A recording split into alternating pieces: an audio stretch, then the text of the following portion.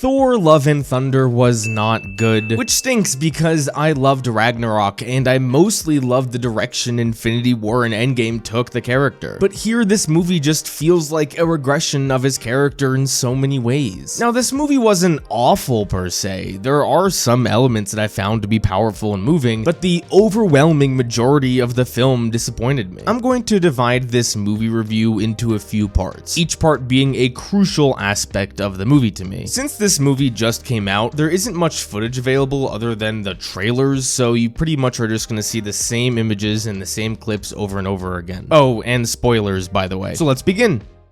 Part 1. The humor. Of course, this is the aspect that everyone is going to talk about, the humor. A lot of critics are saying that if you can enjoy the humor, you will enjoy this movie, but if you can't enjoy the humor, then you won't like the movie. And I'm on the side that didn't really enjoy it. The problem I have here is that the humor came at the expense of the story and the immersion of the world so many times. Now, there was a good portion of this movie that I found to be funny, but oftentimes I would laugh and then say to myself, man, that's dumb. Like, there's this one time where Thor is talking to all the kids that just got captured and he's trying to make them feel better and give them hope that they'll be saved. And then as this is happening, Valkyrie is tickling his face with her hair. This is the type of humor that I hate. Thor is trying to save a bunch of children and you're tickling him? You're going to see me give references to Thor Ragnorok a lot because that movie balanced the humor and tone beautifully. Thor Ragnarok was a really funny movie, but I never felt like Taika Waititi was injecting humor at the expense of the story. The emotional moments of that movie hit because I am able to take the plot and the characters seriously. There's something that this movie does that I absolutely hate, and that's adding humor to scenes from previous movies that are rather powerful. Like, Korg has a few monologues in this movie talking about events from the past. When he's talking about Thor's past, he mentions how Loki died 3 times throughout the MCU, and it's played as a joke when they show Thanos killing him. That scene was great and not supposed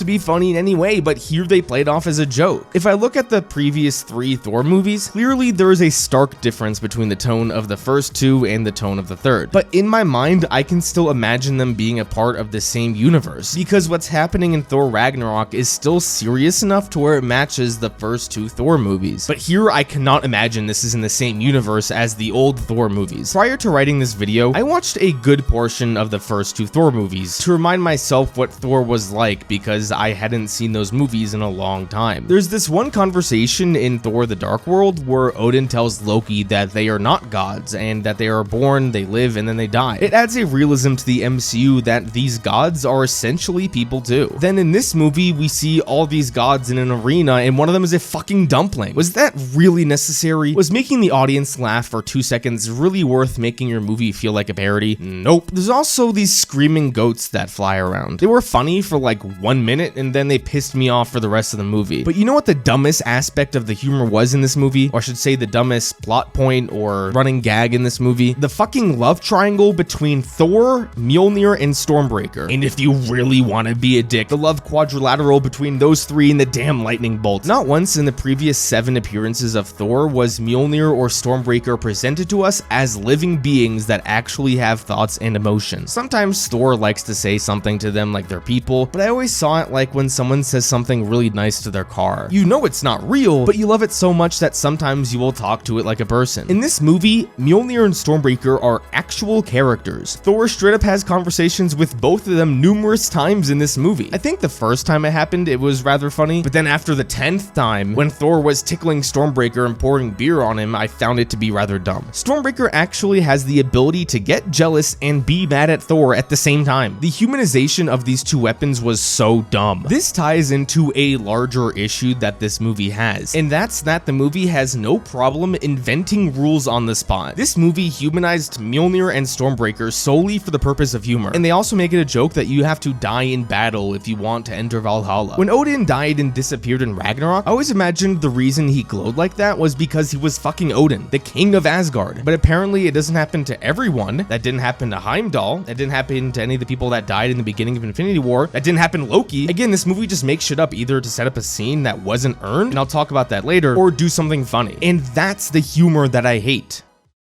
Part 2. Thor. A lot of the humor that I hate has a staunch negative effect on Thor, so I wanted to save it for this part of the video. Thor in this movie is literally a clown. There are a few moments in this movie that Thor is actually serious, but I can't take him seriously based on everything else I've seen. Throughout Ragnarok, Infinity War, and Endgame, Thor was really funny, but he used it as a coping mechanism to deal with all the pain he was going through. One of my favorite scenes in the MCU was when Thor is talking to Rocket, and Thor's talking about how he's never lost a fight before. Rocket asks him what would happen if he were to lose, and Thor's like, well, I have nothing else to lose. That was a dark scene that showed the trauma that Thor was going through. You get absolutely none of that in this movie. I know I touched on this before, but the love triangle between Thor, Mjolnir, and Stormbreaker makes Thor look like a dumbass. There's also so many little moments in this movie that just make Thor seem incompetent. Remember in the first Thor movie how he went on an arc about finding himself again because he acted like an entitled teenager in the beginning of the movie? He wasn't concerned with all the collateral damage of his actions as long as he won the battle, and then the whole movie he went on an arc where he had to overcome those flaws and become a better man. Well, this movie literally begins with Thor entering a battle where he is completely unconcerned with collateral damage in his quest to defeat the enemy. This is a straight up regression of his character in almost every way. In previous movies, every time Thor wanted to use the Bifrost, he would go outside to make sure he didn't actively destroy buildings. And in Age of Ultron, Tony makes a joke about Thor having no regard for lawn maintenance. Well, here he has no regard for the structures of buildings either. These are little moments, sure, but when they add up, it bothers me. But enough of the humor and how they made Thor look like a complete clown. Let's talk about his arc. His arc, and pretty much the theme of the movie, is about embracing love and risk getting hurt is worth it because closing yourself off and being alone is not the answer. Conceptually, this could be an interesting theme, but given the context of Thor's story in the past few movies, it just feels out of place. Thor begins this movie isolating himself mentally because he's still heartbroken over Jane. The reason I find this so odd is because in the previous 3 movies that Thor appears in, his breakup with Jane is not a plot point at all. He mentions it once in Ragnarok as a joke, Jane isn't mentioned in Infinity War, and then she's mentioned once in Endgame as a joke again. So after 3 movies, I'm supposed to believe that he's still heartbroken over Jane, but even setting that aside, Thor's arc doesn't really involve him overcoming anything. Usually the reason why a character goes on an arc is because their flaw that they need to overcome is holding them back from completing their goals in the story. With the first Avengers, all of them basically go on an arc of learning how to work as a team instead of individually. Only when they work together can they defeat Loki, not when they're alone. But here in this movie, Thor's personal journey about embracing love has absolutely no impact on the plot of stopping Gorr. So because of this, there isn't a moment where Thor realizes his flaw is hindering him and tries to overcome it. He begins the movie rejecting love, he runs into Jane again, and after a bunch of awkward conversations, falls back in love with her again. This isn't an arc as much as it is just him falling back in love. Now, the ending of this movie does pay off this arc in a decent way. The only reason Gorr doesn't decide to kill all the gods with his wish is because Thor convinces him to embrace love and bring back his daughter with the one wish. The problem here is that it kind of just seemed obvious to me that this was the right move. The second they introduced this concept of granting a wish, I thought to myself, why doesn't Gorr just wish for his daughter back? So this moment could have been more powerful if the solution to Gorr's problem wasn't so obvious to me. And then the movie concludes with him adopting Gorr's daughter and becoming a father. This moment just wasn't earned. I don't feel like Thor becoming a father is going to make him a better man than he already was. This moment could have been better if Thor volunteered to adopt the girl, but instead Gorr just asks him to take care of his daughter and Thor's like, okay. This moment felt unnecessary to me and didn't add anything to the story. Overall, Thor's story was disappointing. For maybe the 4th time in the MCU, he went on an arc about finding himself and his true purpose. I think it's time that the MCU does something new with this character.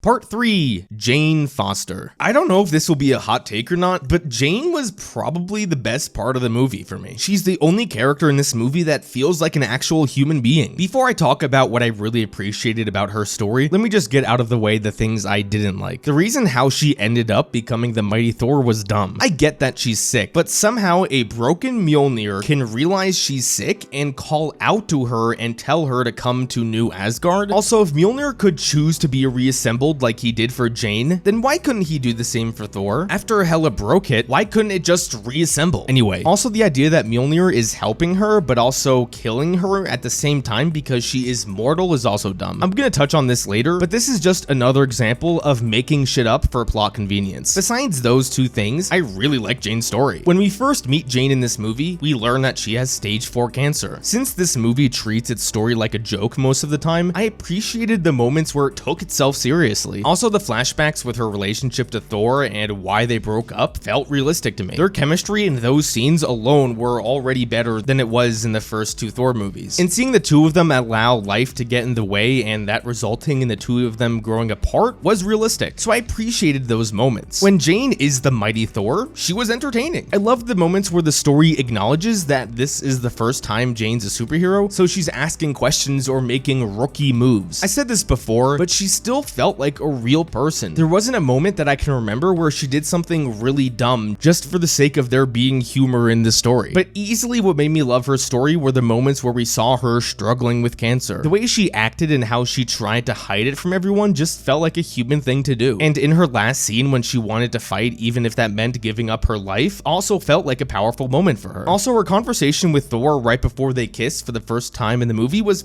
probably the best scene in the movie. It feels so odd to me that Jane Foster is the best part of a Thor movie, but in this case she is. Her story was compelling and was treated seriously. She didn't act like a buffoon at all, and in general she was just fun to watch. It's a shame that she's now dead, because I actually would have liked to have seen more of the mighty Thor.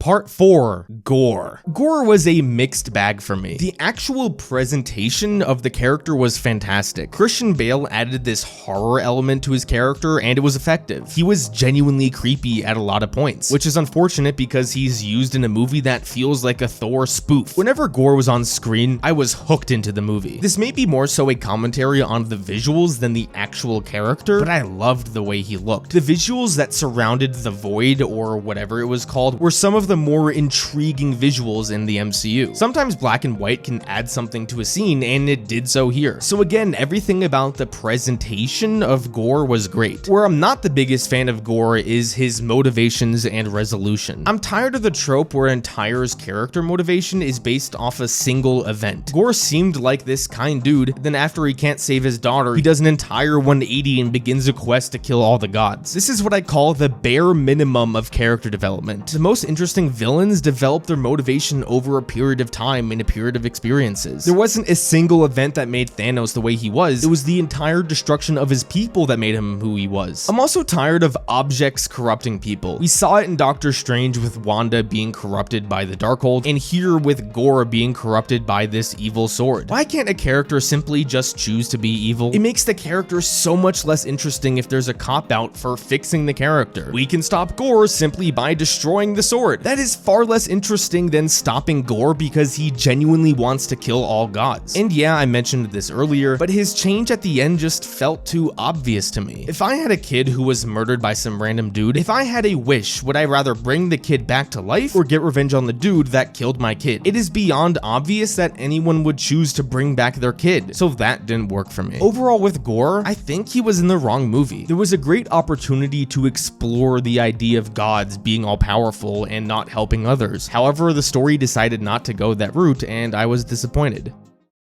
Part 5, Supporting Characters. All the supporting characters in this movie blew. Valkyrie did absolutely nothing in this movie. I'm serious. If you take Valkyrie out of this movie, nothing changes. Her only purpose in this story is to be an extra piece of muscle for Thor's adventures. Also, something about her in this movie made her less charming than she was in Ragnarok. I really liked her in that movie, but here she just didn't do it for me. So Valkyrie was completely wasted. It pains me to say this, but I actually think I hate Korg now. He was so annoying in this movie. I laughed at maybe 1 out of every 10 jokes he made. He also served no purpose in this story other than to be comedic relief, but the whole movie is just comedic relief, so that didn't make him special. I thought for a second that the story was actually gonna do something risky and kill off Korg, but no, they had to keep him alive for literally no reason at all. Korg adds nothing to the story after he's kept alive and he's just a face. Every time I saw him on screen, it just felt like, oh, time to tell another joke. Blech. I also hated Zeus. I found him to be so annoying. All these characters besides Jane and Gorr simply feel like cartoon characters. characters, and that includes Zeus. Every time Zeus talked about his damn orgy, I cringed. This is a Marvel movie. Do we really need to see someone talk about orgies for 15 minutes? I mentioned this before, but I hated the goats. Heimdall's son was fine, I guess. The Guardians were barely in this movie, so I don't even count them. This movie didn't have a single endearing supporting character, which is unfortunate because the last Thor movie had a bunch of great characters.